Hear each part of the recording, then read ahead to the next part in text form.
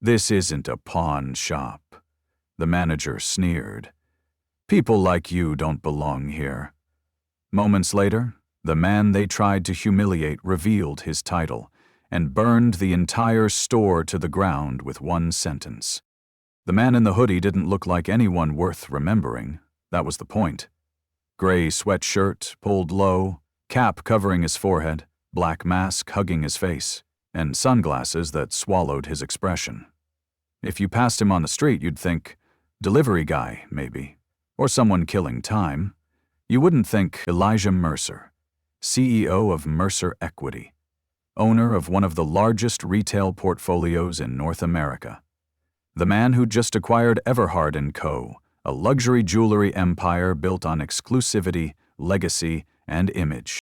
But this morning, Elijah wasn't here to hold meetings or sip champagne in a glass office. He was here because of a single email. It arrived late at night, unsigned. Just a few lines from an anonymous employee at Everhart's flagship Manhattan location. It spoke of quiet racism, of certain clients being overlooked, of managers whispering "wrong crowd" behind closed doors. It ended with, "You said Everhart was changing. We hoped you meant it." He read the message twice, then again, then closed his laptop and made a call. No press, no suits, no assistants. Tomorrow he'd walk into that store alone. What no one knew, except Elijah and his private security advisor, was that this wasn't his first undercover visit. He'd done it 3 times before. Once to a partner bank in Dallas, once to a car dealership in LA. Each time, what he found wasn't just bad service, it was the truth. The kind that hides behind fake smiles and platinum counters, the kind that corporate reports never catch. This time, though, it felt personal. Everhart wasn't just a business move. It was history. 15 years ago, Elijah used to push a coffee cart 2 blocks from this very store. Back then, he wore knockoff loafers and carried a laminated resume in his back pocket. He served espresso to boardrooms that laughed too loud, asked too little, and tossed his name around like it didn't matter. One morning, during a delivery to Everhart's former headquarters, a VP had spilled his drink, looked Elijah in the eye, and chuckled, "Don't worry, coffee boy. You'll never wear a suit in this building anyway." Elijah didn't flinch. He just bent down, cleaned the stain, and walked out with a plan stitched into his bones. That same year, he got a scholarship to Columbia, studied nights, worked mornings, launched Mercer Equity out of a Brooklyn co-working space, and turned every insult into a stepping stone. 15 years later, he bought Everhart, and this morning, he came back. To make sure its soul matched its statement walls, the flagship location at 5th and Madison was everything a luxury brand was supposed to be. Pristine white marble, gold-plated rails, security in suits, a glass door that hissed open like it knew who mattered. Elijah stepped inside. No one looked up. 3 white clients who entered ahead of him were greeted with smiles, glasses of Prosecco, and warm greetings. Elijah, not even a glance. He moved quietly toward the rear, where the brand's newest line, the Aurora Collection, was displayed. 9 pieces, hand-set pink diamonds in platinum, designed to celebrate love, legacy, and refined elegance. Elijah had approved the marketing copy himself. He paused in front of the centerpiece, a $75,000 0-cents pendant, suspended in crystal like a tear waiting to fall. He waited. 1 minute. 3. 5. Not a single associate approached. A couple walked in, well-dressed, white, cheerful. Immediately, a young staffer sprinted over to greet them, offered champagne, laughed at their jokes. Elijah took one small breath behind the mask and kept waiting. And then he heard the footsteps. The click of polished shoes, the faked confidence of a man too certain he ran the room. Brent Holloway, store manager. Mid-40s, tall, salt and pepper hair, $1,000 watch, $5 soul. He looked at Elijah like one might glance at a fingerprint on glass. Then, with a smirk so subtle it might have been mistaken for kindness, he spoke. "Can I help you find something more appropriate for your budget?" Elijah stood still, silent, measuring. Brent Holloway, on the other hand, was on a roll. He didn't just talk, he performed. Loud enough for nearby customers to hear, just soft enough to pretend it wasn't intentional. "Acceptance 75 grand, Brent said, lips curling into a smirk. "We do have some lovely silver options, though. Under 500. Might be more your speed." A soft laugh echoed from the right. A woman in heels whispered something to her husband, who chuckled behind his wine flute. Across the showroom, a Gen Z influencer holding a phone with a ring light muttered under his breath, "Oof, that's brutal." He hit record. The red dot blinked to life. Elijah kept his posture relaxed, shoulders low, chin down. He didn't speak right away, didn't rise to the bait. "I'd still like to see the pendant," he said calmly, "for my wife." Brent's eyebrows arched. "Sir, as I mentioned, that piece starts at $75,000, and for anything over 50, company policy requires income verification, bank statements, pay stubs, proof of funds." He said it like a script he'd recited many times before. A script designed to exclude. Elijah looked past Brent, toward a blonde woman now trying on a diamond bracelet without showing a single document. No ID check, no questions. "You didn't ask her for anything," Elijah said evenly. Brent didn't flinch. Didn't even glance at the woman. "She's a regular. Known clientele, you understand." Elijah said nothing. "Look," Brent continued, his tone sharper now, "we're not a museum. If you're just browsing, that's fine, but we don't need window shoppers tying up staff time when we've got real clients." His voice raised just enough on real clients to draw more attention. Two men across the room leaned in, intrigued. A younger staff member, Tiffany, stood behind the counter, clearly uncomfortable. Her eyes darted between Brent and Elijah, hands fidgeting with the edge of a brochure. Elijah's voice dropped a notch, not louder, but firmer. "I've asked politely. I haven't caused any disruption. Yet I'm being denied service." Brent stepped in closer, his smile vanished. "These items cost more than you make in a year," he said coldly. "And people like you don't belong in Everhart." There it was. No more subtlety, just the truth.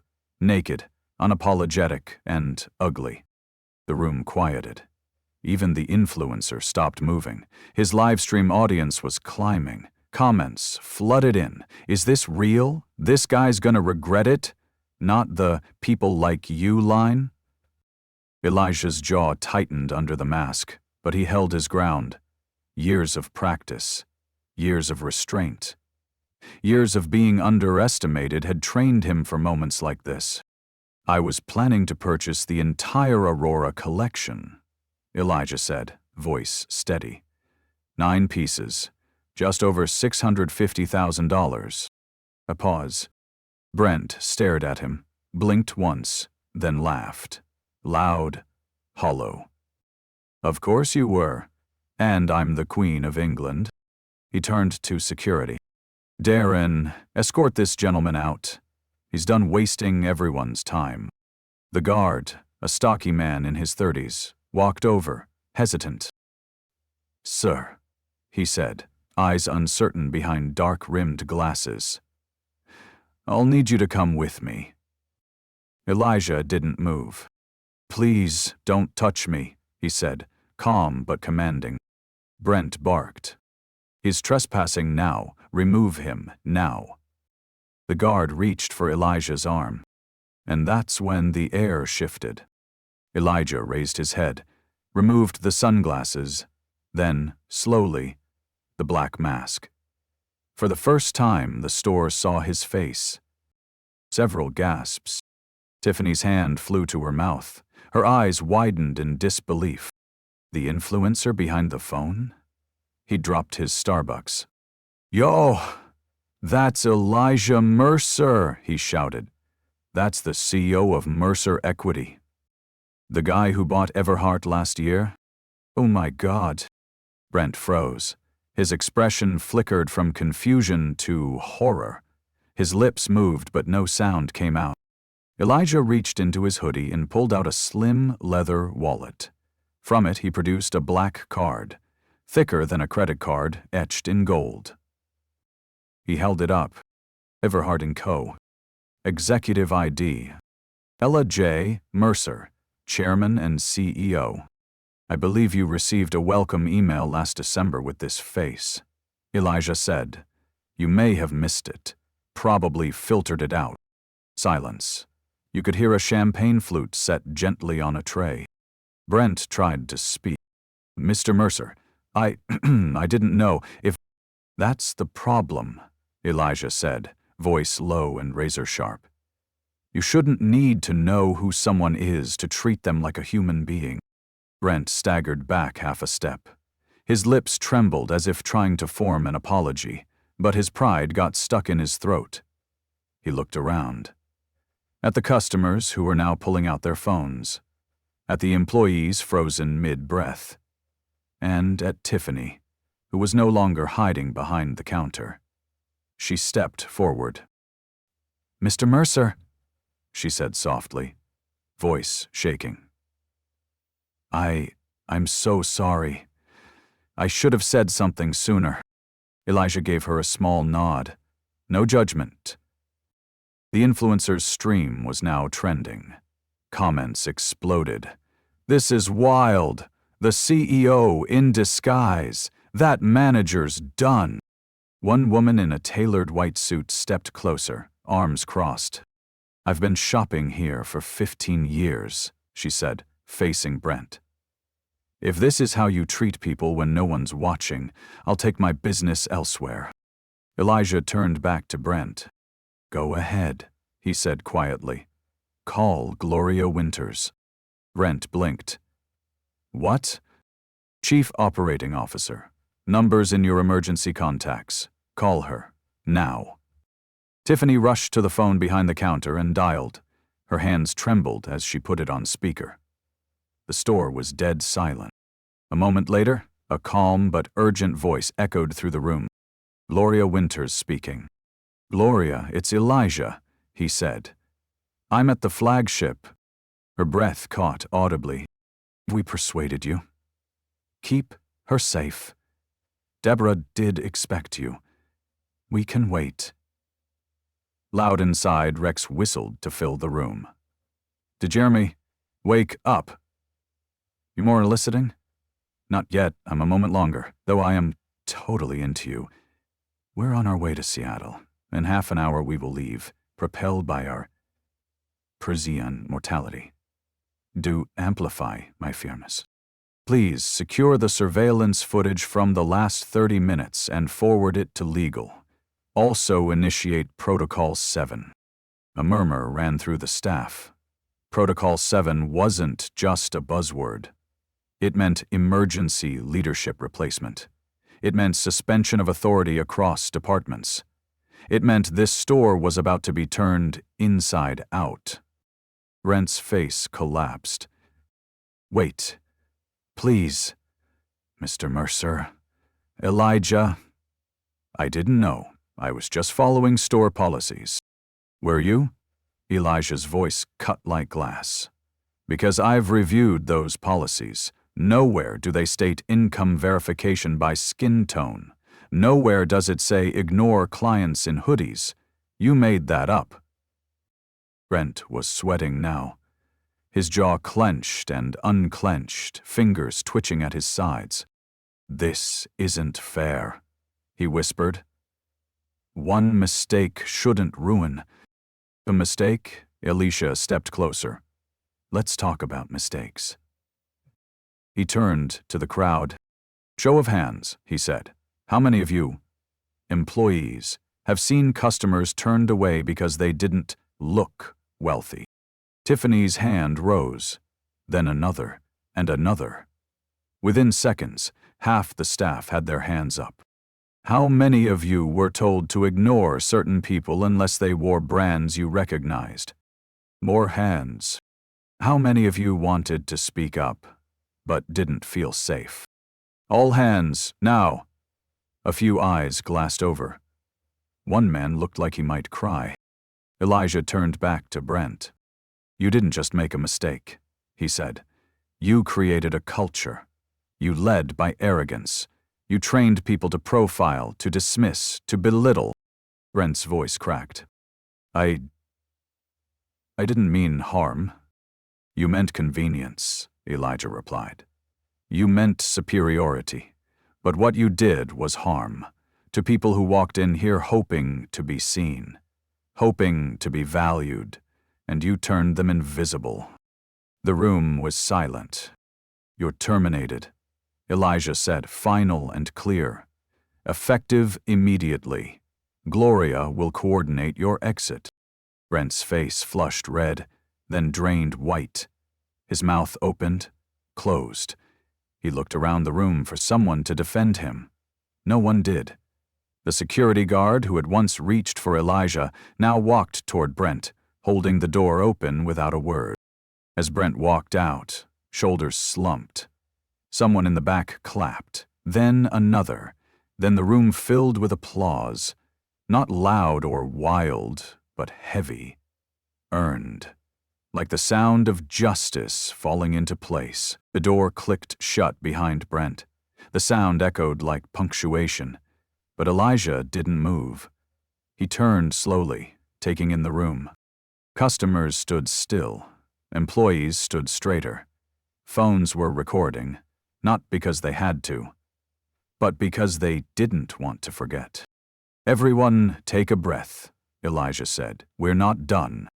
He walked to the center of the showroom where the display screen, a massive curved LED usually used for luxury ads, dominated the wall. Tiffany, he said, patch in surveillance feed, angle 3, then angle 5, from 10:10 to now.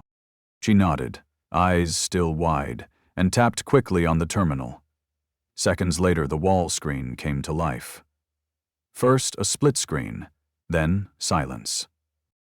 They watched it all, the doors sliding open, Elijah entering, the 3 white customers greeted with open arms, Elijah ignored. Brant's approach, the words, the sneer. You don't belong here. The moment Brant called security, the moment Elijah revealed who he was. The real-time reaction was visceral. Gasps, shakes of heads. A woman near the entrance whispered, "This is disgusting." A man in a tailored suit clenched his jaw and muttered, "My God, I've been bringing clients here." The influencer's live stream comments were now exploding. This should be a case study. Powerful AF. Losing her just got checked. Protocol 7? Elijah waited until the final frame froze. Brent mid-sentence, arm extended to security, lips curled in arrogance. Then he turned back to the room. This is not about one man, he said. This is about what happens when culture rots under polish. He looked at the staff. Some of you felt afraid to speak. I understand that fear. I've lived it. But silence protects power, not people. He nodded to Tiffany. Today, you stepped forward. That matters. She looked down, blinking back tears. Then Elijah addressed everyone. As of this moment, Everhart's flagship will close for 14 days. Every team member will remain on payroll, but every team member will undergo retraining on bias, on inclusion, on humanity.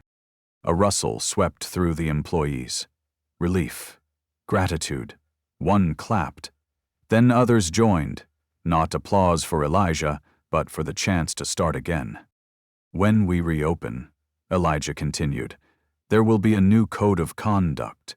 Mystery shoppers from all backgrounds will test us. Promotions will be evaluated not by sales, but by integrity. Then he turned to the customers. Those of you who witnessed today's events, thank you for staying, for watching, and for holding us accountable. He reached into his jacket and handed Tiffany a sealed envelope. Everyone present will receive a $500 0-cent gift certificate. Consider it a start.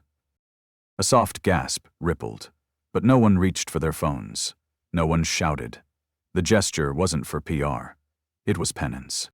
A woman, mid-60s, graceful, in pearl earrings, stepped forward. "Mr. Mercer," she said, "I've been buying from Everhart since 1983. I've seen this kind of thing happen. Too many times, hidden behind courtesy, disguised as policy. Today, you didn't just fix it, you exposed it." She took off her sunglasses and added, "You have my loyalty for life." More customers nodded, a few clapped softly, others whispered to one another. Elijah smiled. Small, measured. "Thank you, ma'am, but the goal isn't loyalty. It's legacy. We don't want your silence. We want your voice." The screen behind him faded to black. Then, in bold white font, a message appeared. Luxury isn't about exclusion. It's about excellence. For everyone. The crowd exhaled like they'd been holding their breath for days. Outside, cameras were already gathering. The story was live. The live stream had crossed 3 million views. Headlines were being written in real time. Undercover CEO exposes racism at flagship luxury store. $75 0 K pendant. 7 minutes, 1 sentence. Entire industry rocked. Everhart Protocol 7. Retail history made. But inside the store, Elijah wasn't thinking about headlines. He was watching people. Watching how shame was turning into resolve. How stillness became motion. How silence became truth. And at that moment, he didn't see diamonds. He saw people. Employees hugging each other. Customers lingering to shake hands. A new standard being written, not on paper, but in memory. The next morning, Elijah returned to the flagship store before sunrise. No cameras, no speeches, just him. The glass doors, once symbols of cold exclusivity, reflected the soft morning light. Inside, the team had already begun removing old displays. The towering posters of flawless white models were coming down, replaced with blank slates. He walked quietly through the space. No one interrupted. No one performed. They let him be. That, in itself, was a kind of respect. Tiffany approached him near the redesigned entrance, holding a clipboard. "Morning, sir," she said, trying not to sound nervous. "Tiffany," he replied, nodding. "You slept at all?" "Not really. Too much adrenaline." He half smiled. "That's how change feels." She hesitated, then said, "I just wanted to thank you. Not for what you did yesterday, but for staying calm, for not yelling, for making them listen." Elijah turned toward her, voice quiet but clear. "You know why I didn't yell, Tiffany? Because I've yelled before, and it didn't change a thing. But when I stand still, and I don't flinch, people hear what they never wanted to see." She blinked, absorbing his words. "Also," he added, "if I ever do yell, that's when people should really worry." They both laughed. Later that afternoon, the email inbox at Everhart headquarters exploded. Customers, hundreds of them, wrote in. Not to complain, but to commend. Stories poured in from around the country. Tales of being ignored, judged, turned away. And for the first time, they said, someone had stood up, publicly, unapologetically, and done something. A week later, at the first all-staff retraining, Elijah stood before 180 employees in a sleek conference hall. He wasn't in a hoodie. He wore a navy suit, but his tone? Still clear, still grounded. "I don't need you to feel guilty," he said. "I need you to feel responsible." He paused. This company sells symbols, jewelry, glamour, meaning. But meaning doesn't come from price tags. It comes from people, from trust. And if people walk through our doors feeling less than human, then it doesn't matter how perfect our diamonds are. We've already failed. He looked around the room, every eye locked on him. We will fail better from now on. Then we'll rise. The new Everhart policies rolled out the following month. Anonymous reporting lines, mystery shoppers from marginalized communities, quarterly bias audits, equity-based promotion metrics.